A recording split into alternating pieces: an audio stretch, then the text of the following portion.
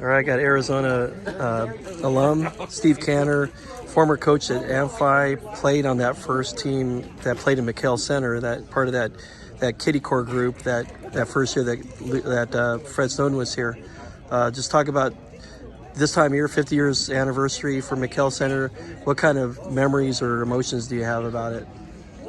Well, I've got quite a story. It was certainly exciting, but I'm going to have a lot of remarks later. But really, the key piece that we're here, 50th anniversary of Coach Snowden, 50th anniversary of McHale.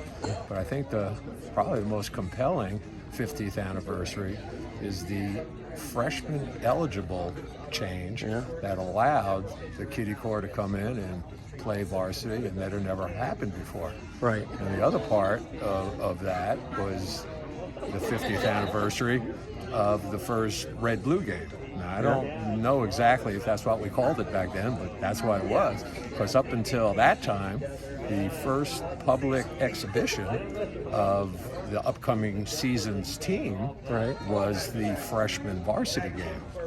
And that, of course, all changed. So, the teams were divided in half. And I don't remember if we called it a red-blue game, but that's what it was. Right. And that was 50 years ago this year. And you, of course, have the distinction of making the first basket at McHale Center.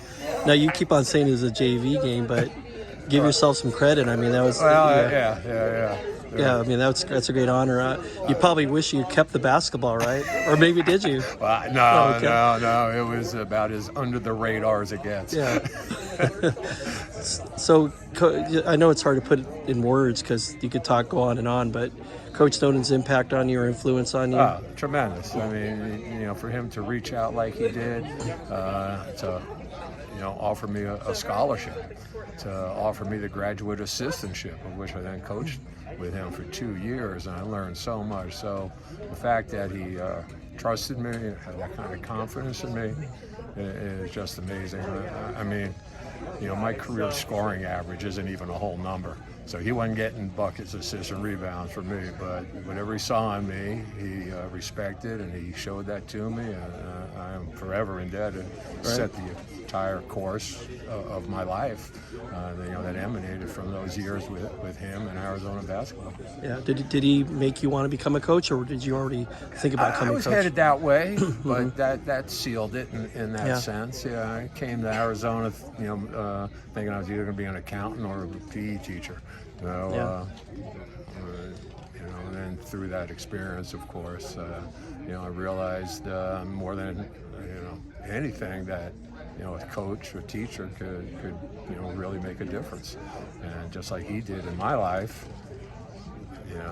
set out to do that for others, whether it's teaching or coaching. And, it doesn't necessarily have to be a personal relationship, certainly at the scale that him and I had, but just programmatic too, offering, new programs at high school and education, and doing new things and trying to be innovative.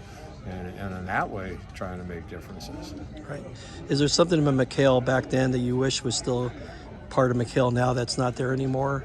Well, I don't think anybody wants it, but if you remember, or people don't know that that when it opened up was a tartan rubber surface, which at the time was supposed to be cutting edge. Right. But I personally was all right with it, but I think a lot of people had knee problems. Yeah. But I remember the bleachers were near the court, so that you can make louder noises, and just the atmosphere was so electric, as it is now. But when you walk into McHale Center now, do you still feel some of that? It's McHale. Yeah. It's McHale. Locker room is in the same location. I'm sure it's been remodeled several times.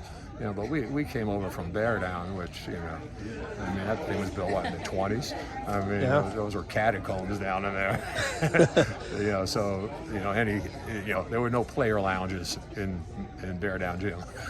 Now, before McHale opened, the pit opened in Albuquerque, and I think that kind of started the ball rolling for the U of A and the ASU to build their arenas and so forth. What was it like to play there at the pit and go back and play at Bear Down? I'm sure you're like, hey, we need an arena. Yeah. Well, no one was listening to me, but. what I remember more than anything was many of the WAC schools. BYU, Marriott Center, where they see 23,000. I remember one day we were up there playing in Provo, and Ernie Valenzuela and we said, look, we got to walk to the top. And that kind of thing. Utah had a new center. ASU was right there. So a lot of that moved, from my point of view, with football, back. In terms of competitive basketball, the WAC was tough. There were great teams. Utah national champions, within 5 years of when I showed up here, and within Fred with Don Haskins, and there were great coaches, Norm Ellenberger, And then contrast that to, you go up to play Wyoming and Laramie, and they got a floating court in the rodeo arena. Yeah, I remember that too. Yeah, that's awesome. So this is a great night. A lot of memories. Looking forward to hearing you guys speak up there. I mean, what are your thoughts about the past being able to be lived again, like events like this? Oh, I think it's fabulous. Yeah. I have utmost respect for Fred. I mean, changed my life, really. So I think it's great. And this wasn't a one-night operation. He was here for a decade or more, and made a great impact. And McHale was packed. Yes. Before Luke came, and of course that's all continued. So it truly is a 50-year legacy of a great basketball arena. Great, Steve. Well, great seeing you. Look forward to this, and I'm sure you're happy in your retired life, so continue happiness there. Thanks a lot. Thank you.